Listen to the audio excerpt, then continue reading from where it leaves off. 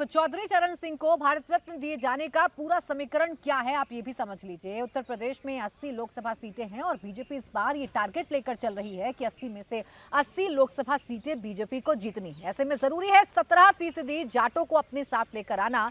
18 लोकसभा सीटें जो कि पश्चिमी उत्तर प्रदेश में आती हैं, उन 18 लोकसभा सीटों पर कमल को खिलाना, एनडीए को जिताना, ये भारतीय जनता पार्टी के लिए बेहद जरूरी है।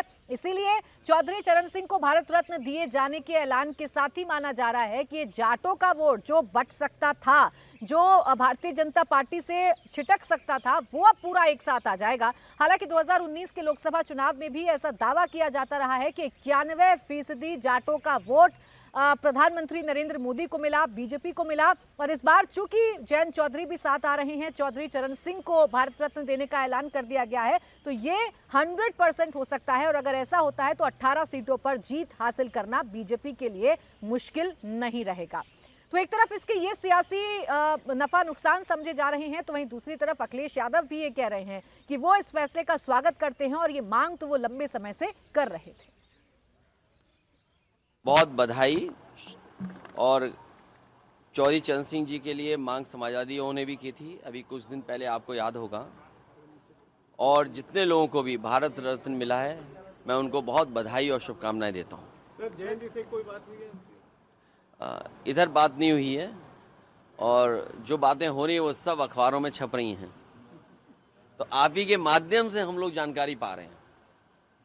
इससे जितने भी किसान नेता और जितने भी दलों ने जो समय समय पे मांग की थी, उन सबको बधाई और धन्यवाद, जिनकी के परिणाम आज दिखाई दे रहा है कि देश के पूर्व में रहे प्रधानमंत्री, किसान नेता, और उन्होंने पूरी ज़िंदगी अपनी लगा दी थी गरीब किसान को खुशहाली के रास्ते पर लाने के लिए।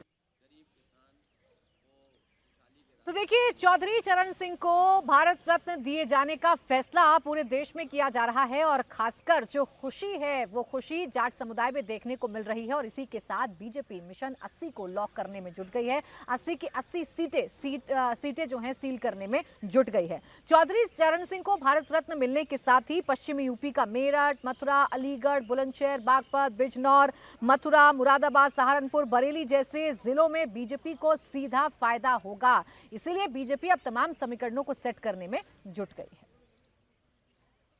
है। संजीव बालियान जी हमारे साथ हैं। बालियान साहब, कैसे देखते हैं आज 3 भारत रत्नों का अनाउंसमेंट किया गया और उसमें से 2 ऐसे व्यक्ति हैं जिनका एग्रीकल्चर क्षेत्र में खासा योगदान है, चाहे चौधरी चरण सिंह हो या फिर हरित क्रांति के जनक। इसीलिए मैं खुश हूँ आज। पिछले 30 सालों से ज़्यादा हो गए, बहुत सरकारें आई, बहुत चलेगी, हम सबकी डिमांड रहती थी 0 ओवर में। अगर आप देखेंगे तो पश्चिम उत्तर प्रदेश, हरियाणा से जुड़े सांसद हमेशा एक बात कहते थे कि चौधरी चरण सिंह को भारत, बहुत सरकारें आई चलेगी, किसी ने ध्यान नहीं दिया। आज प्रधानमंत्री मोदी जी का बहुत बहुत आभार, धन्यवाद, अभिनंदन कि किसानों से जुड़े हुए 2 व्यक्तियों को देश का सर्वोच्च सम्मान भारत रत्न मिला है और वाकई उन्होंने काम भी किया है। चौधरी चरण सिंह तो आज़ाद भारत के सबसे बड़े किसान नेता मैं उन्हें कहूँगा, और स्वामीनाथन जी का भी बड़ा योगदान कृषि के क्षेत्र में रहा है। तो 2 भारत रत्न देश के किसानों का। एक ये ऐसे टाइम पे आज अनाउंसमेंट हुआ है जब विपक्ष लगातार से आरोप लगाता है कि सरकार किसानों की अनदेखी करती है। देखिए, उनका काम तो आरोप लगाना है और विपक्ष हमारी बड़ाई तो करेगा नहीं। अब देखिए, मोदी सरकार ने चौधरी चरण सिंह को भारत रत्न देने के साथ न सिर्फ अपने जाट वोट बैंक को पक्का कर लिया है, बल्कि एक और ऐलान जो आज प्रधानमंत्री की तरफ से किया गया वो भी बीजेपी के लिए मुफीद साबित होगा। प्रधानमंत्री नरेंद्र मोदी ने देश के पूर्व प्रधानमंत्री पीवी नरसिम्हा राव को भी आज भारत रत्न देने का ऐलान किया है, जिसके साथ ही सोनिया और राहुल की दुखती रग को जोर से दबा दिया है भारतीय जनता पार्टी ने। क्योंकि जिस नरसिम्हा राव के साथ गांधी परिवार ने बेरुखी दिखाई थी, पीएम मोदी ने उन्हें देश का सर्वोच्च सम्मान देकर जो नैरेटिव उनके खिलाफ गढ़ने की कोशिश की जाती है उसे ध्वस्त कर दिया है। यानी कांग्रेस के उस वर्ग को यह जरूर संदेश प्रधानमंत्री नरेंद्र मोदी की तरफ से दिया गया है कि हम हर एक नागरिक का ख्याल रखते हैं, हम हर एक उस नागरिक का ख्याल रखते हैं जिसने देश के लिए अपना अहम योगदान दिया है। साथ ही उन्होंने आंध्र प्रदेश के लोगों को भी एक पॉजिटिव मैसेज देने की कोशिश की है और इसीलिए माना जा रहा है कि आंध्र प्रदेश के चुनावों में भी बीजेपी को इसका फायदा हो सकता है। पूर्व प्रधानमंत्री पीवी नरसिम्हा राव को भारत दिए जाने पर प्रधानमंत्री नरेंद्र मोदी ने ट्वीट करके अपनी खुशी जाहिर की। पीएम ने लिखा कि उनके कार्यकाल में भारत को वैश्विक बाजारों के लिए खोल दिया, जिससे आर्थिक विकास के एक नए युग को बढ़ावा मिला।